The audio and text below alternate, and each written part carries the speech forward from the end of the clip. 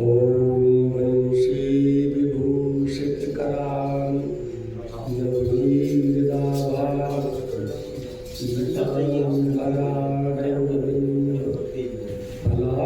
फलाधरोष्ठात् पूर्णेन्दुसुन्दरमुखां दरविन्दनेत्रात् कृष्णार्पणं किमपि तत्त्वमहं न जाने। कृष्णाय वासुदेवाय हरये परमात्मने प्रणतक्लेशनाशाय गोविन्दाय नमो सच्चिदानन्दरूपाय विश्वोत्पत्त्यादिहेतवे तापत्रयविनाशाय श्रीकृष्णाय अनन्तकोटिविष्णुलोकनम्रपद्मजार्चिते हिमाद्रिजा पुलोमजा विरञ्चिजा वरप्रदे अपार सिद्धि वृद्धि दिव्य सर्पदाङ्गुलीनखे कदा करिष्यसि मां कृपाकटाक्षभाम्। मखेश्वरी क्रियेश्वरी स्वरेश्वरी सुरेश्वरी त्रिवेद भारतीश्वरी प्रमाण शासनेश्वरी रमेश्वरी क्षमेश्वरी प्रमोद काननेश्वरी ब्रजेश्वरी ब्रजाधिपे श्री राधिके नमोस्तुते। ओम अज्ञानतिमिरान्धस्य ज्ञानाञ्जनशलाकया चक्षुरुन्मीलितं येन तस्मै श्रीगुरवे नमः। श्री बरसाने की लाडली सुनिए अनुज पुकार, बहा जात भव सिंधु में श्री जी मेरी ओर निहार।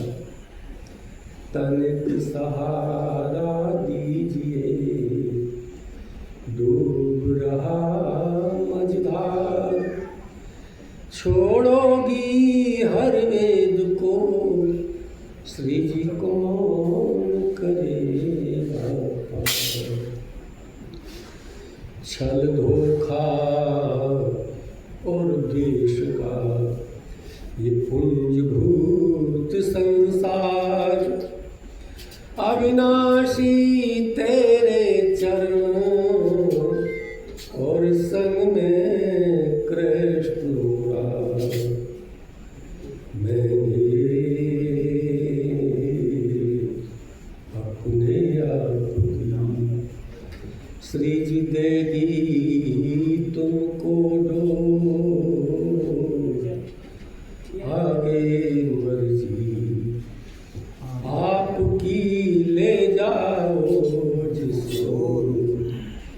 ओम सहनावतु सहनौ भुनक्तु सह वीर्यं करवावहै तेजस्विनावधीतमस्तु मा विद्विषावहै।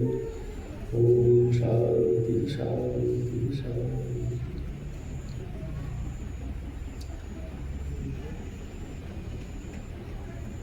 अनंत कोटि ब्रह्मांड ईश्वर जगन्नियंता भक्त प्रणवल्लभ द्वारकाधीश नंदन भगवान श्याम सुंदर की पादारविंद, अनंत कोटि ब्रह्मांड श्री जगन्नियंता भक्त प्रणवल्लभा भगवती आलादेश की वृषभानुजा श्री लाडली की पावन श्री चौदह कोटि कोटि प्रणाम। समुपस्थित प्रबुद्ध सुधीजन, आइए अंतःकरण निष्कल्मष हो और उसमें बोया हुआ बीज पल्लवित पुष्पित नहीं अपितु भगवत साक्षात्कार के रूप में फलित भी हो, इस कामना से उन्हीं भगवत चरणारविंद में कुछ पंक्तियाँ निवेदित, उसके बाद हरे प्रेरित भगवत चरण। तू ले चले अपनी नागरिया, तू ले चले अपनी नागरिया, तू ले चले अपनी नागरिया, तू ले चले अपनी नागरिया। वृंदावन वाले कांवरिया,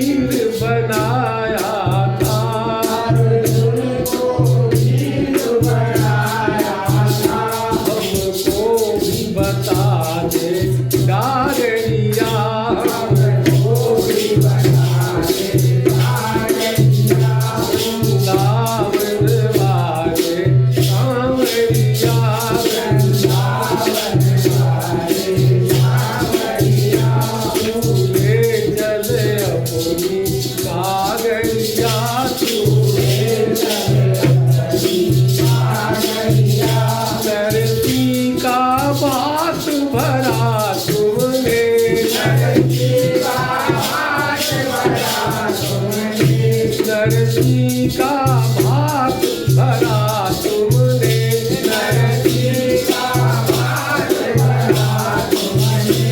धन्ना का खेत हरा करने, धन्ना का खेत हरा तुमने। धन्ना का खेत हरा करने, धन्ना का खेत हरा करने। तुमने ही था अवतार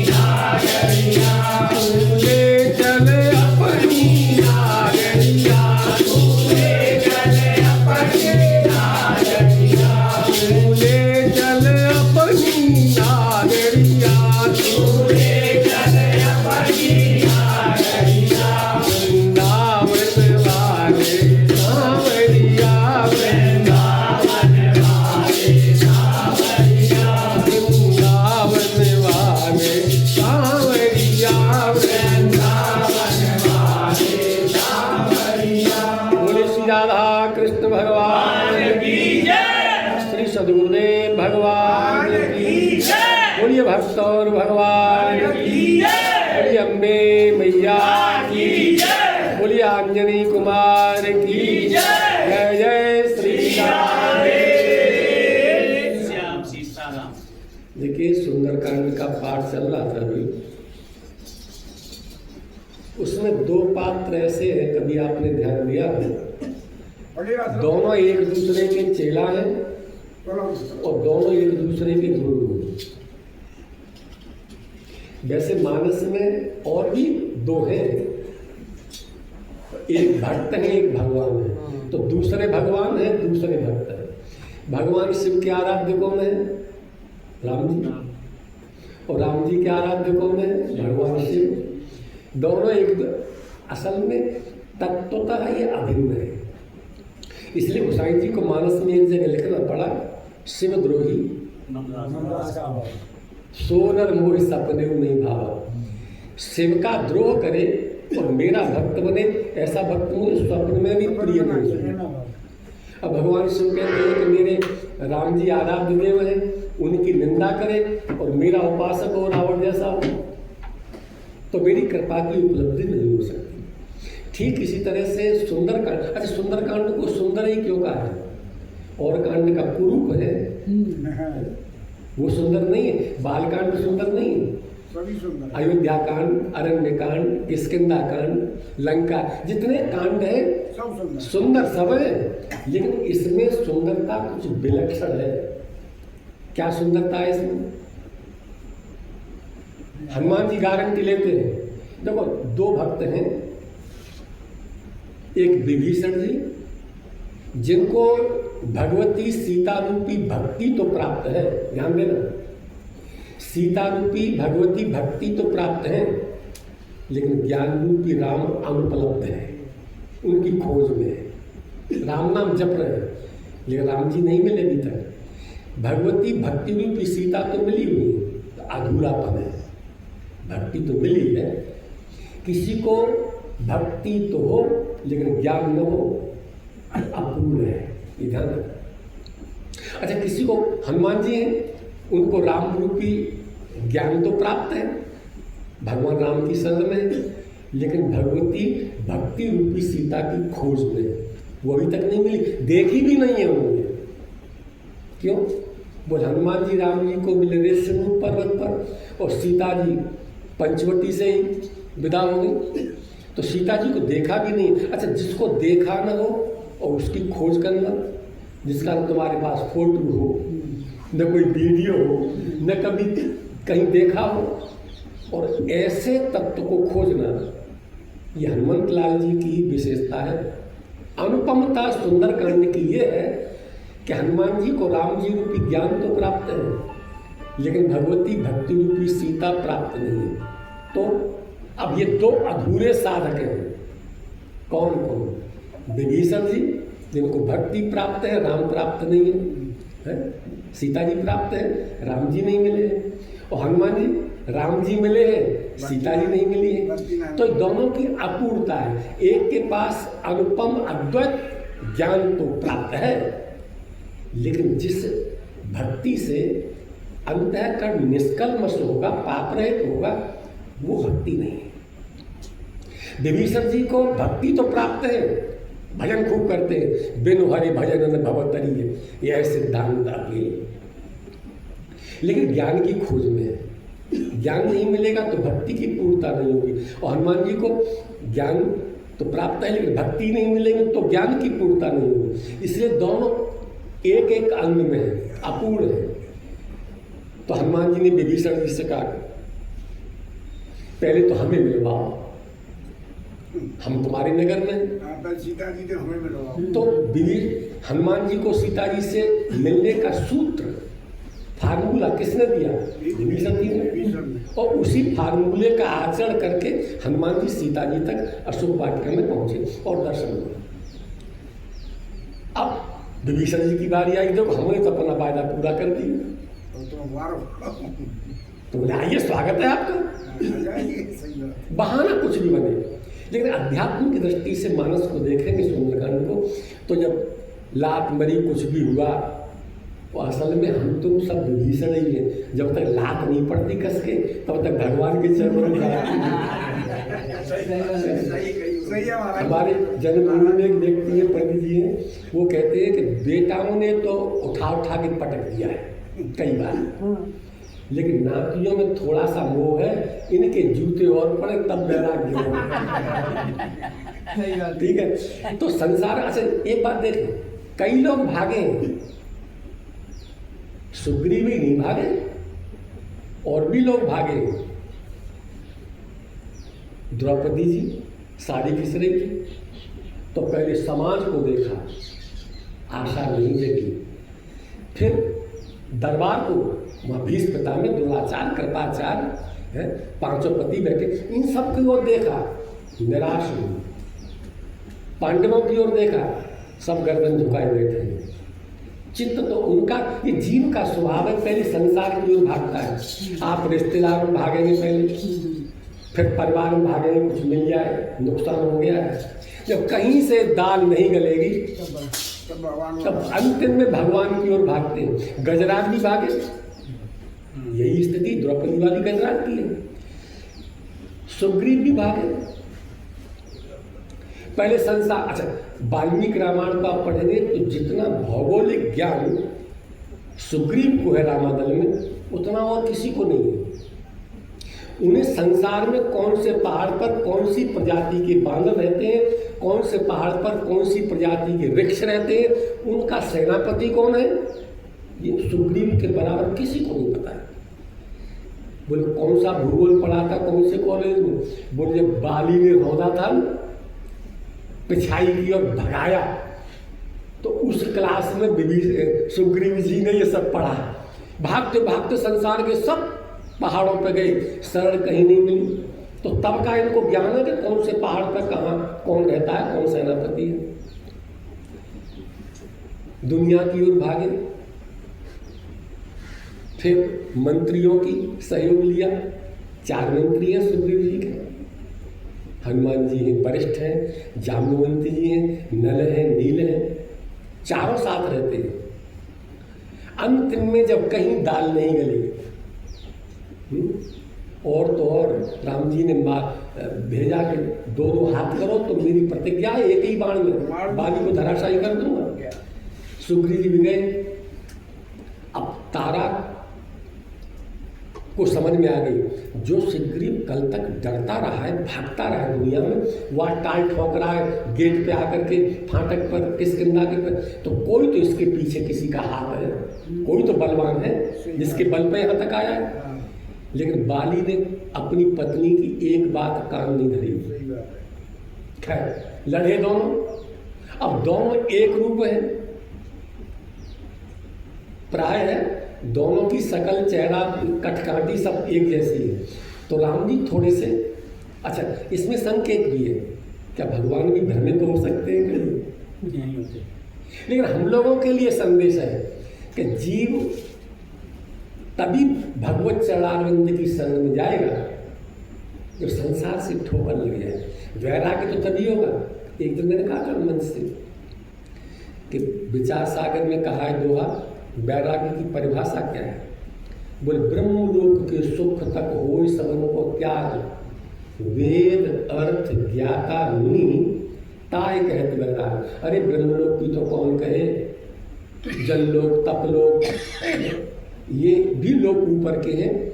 स्वर्गलोक की छोड़िए, अंतरिक्ष को भी छोड़ो, हम धरती को ही देख लें, क्या यहाँ के सुखों में सुखानुभूति होना छूट गया है? क्या यहाँ के सुखों का त्याग कर दिया है?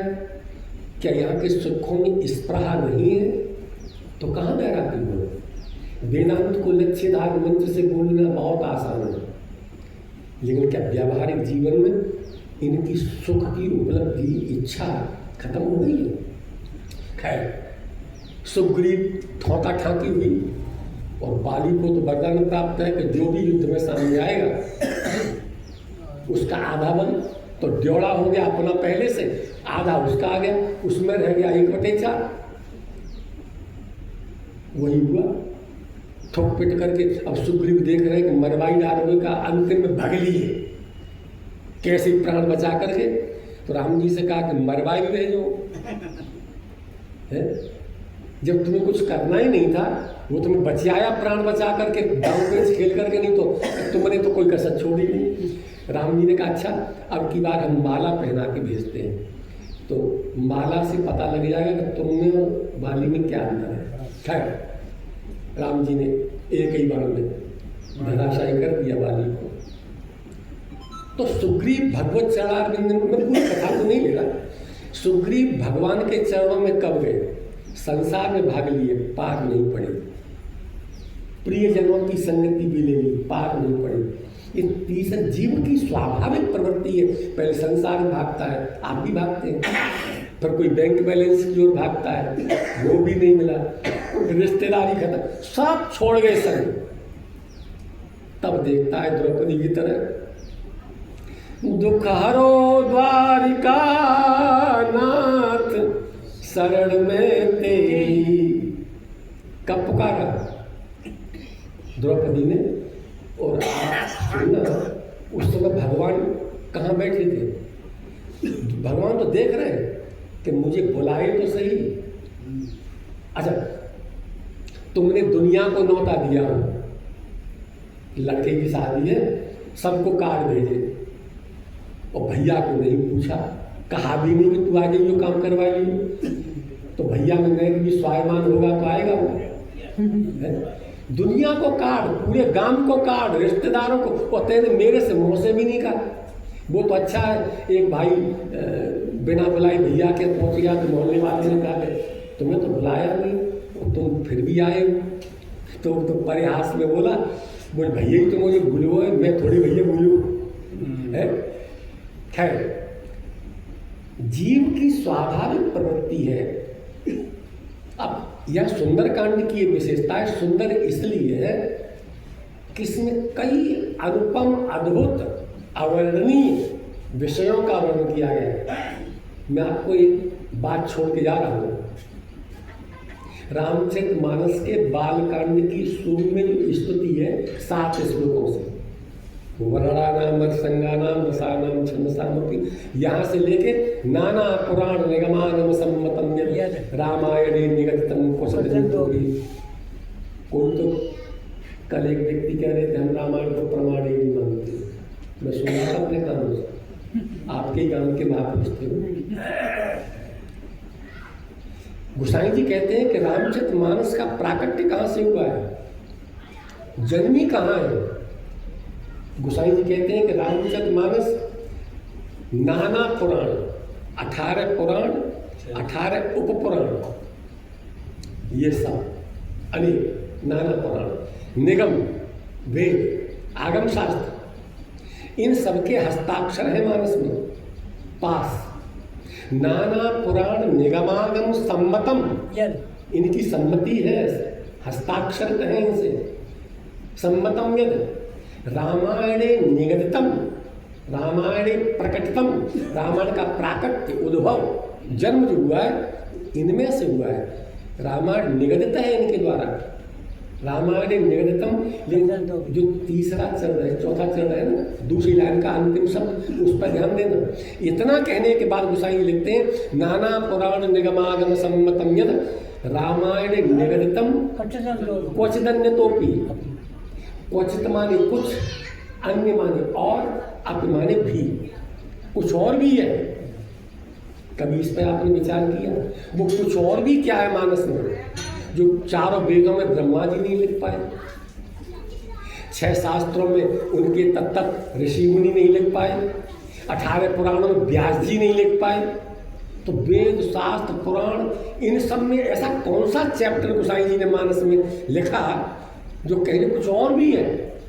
अच्छा, ताले कहीं लगाए हो, चाबी कहीं पड़ी है, खोजो, बुद्धिमान हो तो चाबी मिलाओ, ताला खोलो, और माल रखा है भीतर, माल तो रखा है, लेकिन चाबी तो मिलाना आता हो ताले में। किसी चाबी, किसी ताले की चाबी किसी ताले में ठोक दो तो कौन निकले, वो नहीं करे। तो गोसाई जी कहते हैं चाबी भी इसी में पड़ी है और माल भी इसी में रखा है, खोजना तुम्हें है। वो कहते हैं क्वचिदन्य तोपी, कुछ और भी है। वो तो गोसाई जी कहते हैं, वो कोई कहे कि आप बड़े ज्ञानी हैं, ये अहंकार की भाषा बोल रहे हैं, हमको उपदेश कर रहे हैं आप, हमको मूर्ख समझ लिया है क्या? कोई गोसाई जी से पूछे तो वो कहते हैं ना मैं आपके उपदेश के लिए रामचरितमानस को नहीं लिखा है। बोले फिर? बोले स्वांतः सुखाय, अपने अंतः सुख के लिए, अपने आनंद के लिए मानस को लिखा है मैंने। अब कोई बहती गंगा में, गंगा तो बह रही है समुद्र से मिलने के लिए, कोई नहा ले, आचमन कर ले, हाथ पैर मुंह धो ले, ये तुम्हारा स्वभाव है, तुम जानो। लेकिन गंगा जी तुम्हारे लिए नहीं बह रही, गंगा तो हिमालय से निकली है, तो समुद्र से मिलने के लिए जा रही है। इसलिए गोसाई जी कहते हैं कि मैंने तो अपने अंतर सुख के लिए मानस को लिखा है। स्वांतः सुखाय तुलसी रघुनाथ गाथा, राघवेंद्र के चरणारविंद का गायन जो मैंने किया है वो अपने अंतर सुख के लिए किया है। स्वांतः सुखाय तुलसी रघुनाथ गाथा, भाषा निबद्ध। पहले ही संस्कृत में बहुत सारे ग्रंथ लिखे जा चुके, कौन से पढ़े तुमने? तुम्हारे पास संस्कृत का बोध ही नहीं, इसे कौन पढ़ेंगे? अंग्रेज जरौली के ठाकुर जी तो पढ़े नहीं, पंडित जी तो पढ़े नहीं, तो तुम्हारे लिए लिखे ही नहीं, वो तो अंग्रेजों के लिखे गए लोग, ऋषि लोग। कौन पढ़ेगा संस्कृत? ब्राह्मण क्षत्रिय नहीं पढ़ेंगे तो। इसलिए संस्कृत और संस्कृति ये दोनों डूब रहे हैं, पतन की ओर जा रहे हैं। जिनका जिम्मा था, देखो अधर्म क्या है, जिनको जो करना चाहिए वो उसे न करके अधर्म की ओर जा रहे हैं, और जिन्हें जो नहीं करना चाहिए वो उसे करके अधर्म की ओर। पूरा समाज, जिनको जनेऊ पहनना चाहिए, यहाँ सब ठाकुर ब्राह्मण बैठे हैं, कितने लोग जनेऊ पहने हैं? जिनको पहनना चाहिए वो तो मुझे मालूम है, जिनको पहनना चाहिए वो पहने नहीं, और जिनको नहीं पहनना चाहिए, मुझे नाम नहीं लूंगा, जिनको नहीं पहनना चाहिए वो पहन ही नहीं रहे। हर समय कान पे भी दिखेगा, दूर से करंट सा मार रहा है। हाँ, जिनको तो पूरा समाज पतन की ओर जा रहा है। दांतों में मन, एक कहावत है, दांत में मंजन और आंख में अंजन, नित कर नित कर नित कर, ये कायदा है। और उल्टा हो जाए तो कि दांत में अंजन और आंख में मंजन, तो फूटी धरी है, बचेगी?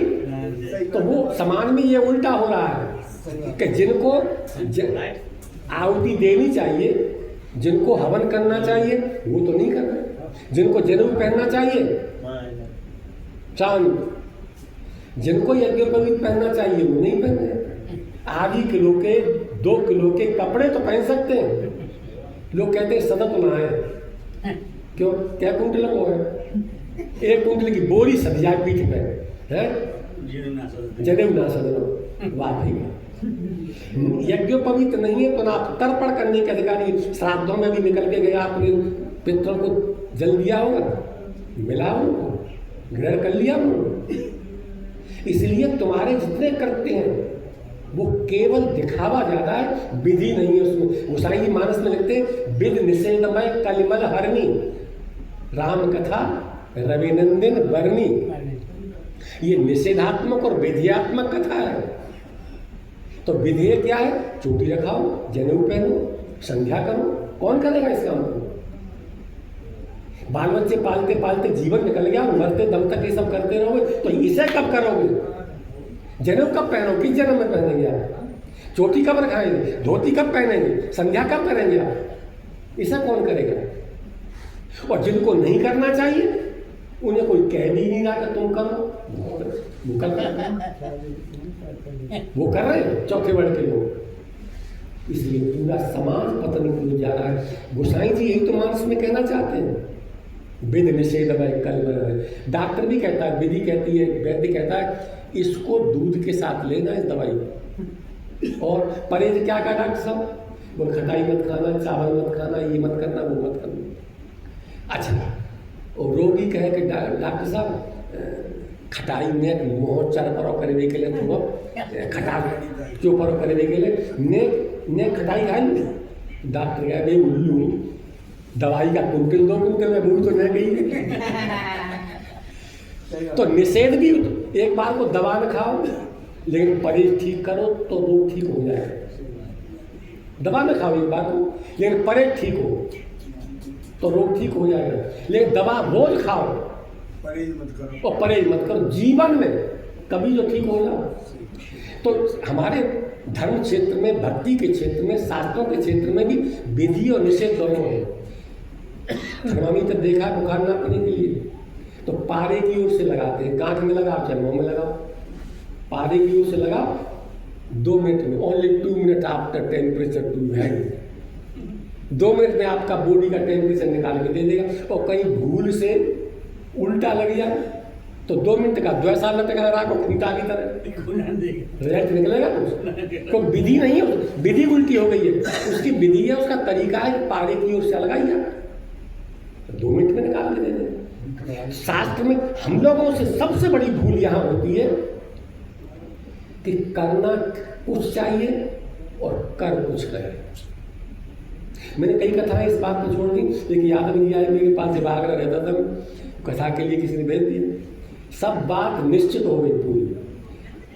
आपकी उम्र के बड़े बूढ़े थे, तो मैंने कहा यादव जी अभी तो 2 ढाई 3 महीने पड़े हैं कथा के लिए, आप मुंडन करा के, आप बड़े बूढ़े, कौन सा ससुराल में आपको मांग काट के जाना है, तो मुंडन करा के, चाहे भले इतनी चोटी हो आप चोटी रखा लीजिए।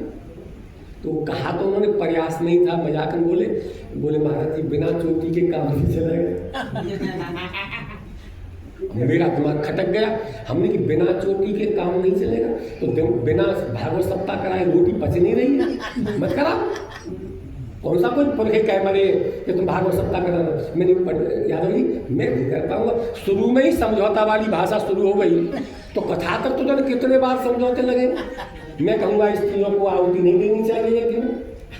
पति के साथ बैठ सकती है, शास्त्र में कहीं आदेश नहीं है। यदि आहुति डालना जरूरी होती तो सोने की सीताराम जी नहीं बनाते, तो या तो सीता जी को खोज के लाओ या दूसरा विवाह करो। यदि चेतन नारी ही तो आहुति डाल पाएगी कि सोने की मूर्ति डाल देगी। इसका मतलब है पत्नी का कृत्य अनिवार्य नहीं है, उसका रिक्त स्थान को भरना अनिवार्य है। केवल खाली जगह पड़ी है, उसमें पत्नी बैठेगी मात्र, करेगी कुछ नहीं।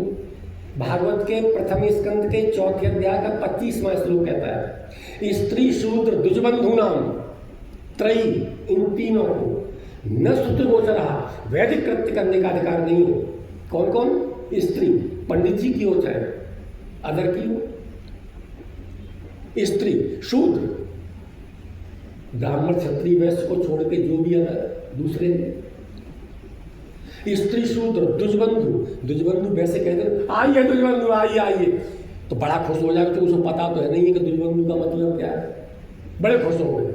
लेकिन द्विजबंधु शास्त्र की गाली है, वो गाली दे के बुलाओ किसी को तो बिना माच से गई आग लग जाए। द्विजबंधु उसे कहते हैं जिन्होंने 5 महापापों में से एक भी कर रखा है। आज चर्चा चल रही थी कमरा में, पाप और छोटे पाप तो बहुत सारे हैं, महापाप 5 हैं। कौन कौन से? ब्राह्मण की हत्या करना महापाप, बचिए ब्राह्मण द्रोह से। तो ब्राह्मण की हत्या करना महापाप है। सोने की चोरी करना, सोने से अतिरिक्त चोरी तो है, वो दंडनीय है, लेकिन महापाप नहीं है। सोने की चोरी करना महापाप है। और गुरु की पत्नी के साथ गमन करना ये महापाप है। और चौथा, शराब पीना महापाप है। जरोली के लोग तो नहीं पीते, यहाँ के ठाकुर लोग तो सब बढ़ जाए, यहाँ तो नहीं पीते, तो अंत के दूसरे जगह के लोग। और 5वां वो है जो इनमें से 4 में से करता तो कुछ नहीं है, न ब्राह्मण की हत्या की है, न सोने की चोरी की है, न गुरुपत्नी के साथ गमन किया है, न शराब पी है। इन 4 में से किया कुछ नहीं है, लेकिन मंडली ये 4 में ही दिन रात रहता है। मतलब इनसे शास्त्र कहता दूरी बना के रखिए, ये महापापी है, इनकी संगति मत कीजिए। तो ये इन 5 में से एक भी आपने किया है, उसको शास्त्र की भाषा में क्या बोलेंगे? द्विजबंधु। तो स्त्री शूद्र द्विजबंधु नाम त्रयी, इन तीनों को अरे हम चले न श्रुति गोचरा। श्रुति तो सुंदरकांड, विभीषण जी ने हनुमान जी को बस संक्षेप में समाप्त करता हूँ।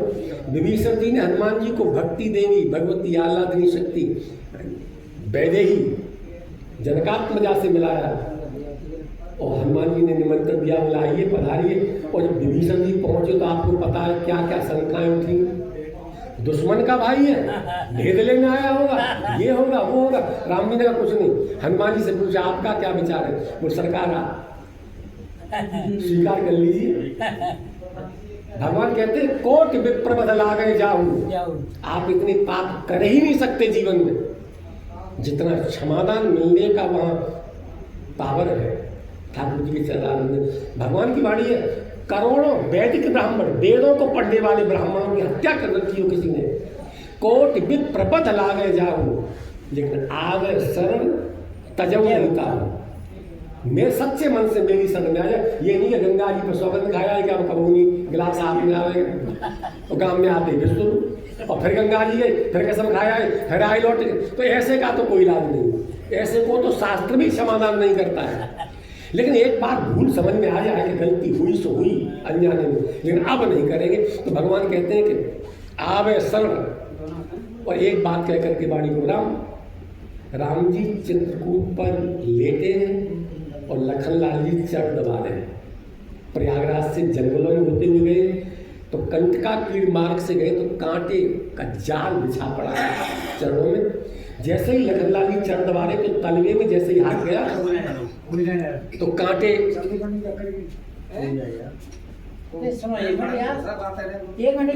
हाथ में लगे। तो राम जी से कहा भैया ये तो पीड़ा दे रहे हो, दुष्टों का स्वभाव है सज्जनों को उत्पीड़ित करना। 2 मिनट ठहरे गए तो झटका पटकी, सुन दुष्टों का स्वभाव है। तो ये कांटे चरणों में लगे हैं तो पीड़ा दे रहे हो, निकाल दूँ? हाँ लक्ष्मण निकालना मत। बोले क्यों भैया ये दर्द नहीं कर रहे? दर्द दे रहे होंगे, पीड़ा दे रहे होंगे, कष्ट दे रहे होंगे। तो राम जी ने क्या कहा पता है? संसार में जिसको सब त्याग देते हैं वो अंत में मेरी शरण में आता है और मैं भी त्याग दूंगा तो बेचारा कहाँ जाएगा? इन कांटों को अपने चरणों में कौन रहने देता है? लगा नहीं, निकालने की पड़ी। और ये संसार से घबरा, ये शरणागत तो चलता है भगवान की कि एक बार कोई शरण में आ गया। सुग्रीव शरण में आए, राज्य दिया। विभीषण शरण में आए तो एडवांस अपॉइंटमेंट लंकापति कर दे। पहले ही किसी ने पूछ लिया कि प्रभु आपने रावण मरा नहीं और आपने विभीषण को तिलक दे दिया, करो कल्प भर राज। वो भाई दी में 1% मान के चले कदाचित रावण आ गया आपकी शरण में तो फिर क्या करोगे? और शरणागत को आप त्यागते नहीं। तो राम जी ने कहा कि विभीषण को राज्य दे दिया लंका का, तो ध्रुव सत्य है, इसमें कोई अदला बदली नहीं हो सकती है। पहले तो रावण आएगा नहीं, लेकिन कदाचित रावण आ गया मेरी शरण में तो अभी मेरी खड़ाऊ रखी है अयोध्या के राज्य सिंहासन पर। मेरी भक्त को कोई लिप्सा नहीं है राज्य की। रावण 1% आ गया तो मैं रावण को अयोध्या नरेश बना दूंगा, अपने वचन की पूर्ति करूंगा। तो ये सुंदर कांड की सुंदरता अद्भुत है। इतना ही कह करके बोलिए श्री राधा कृष्ण भगवान की जय, भगवान की जय, भक्त और भगवान की जय। श्री राम।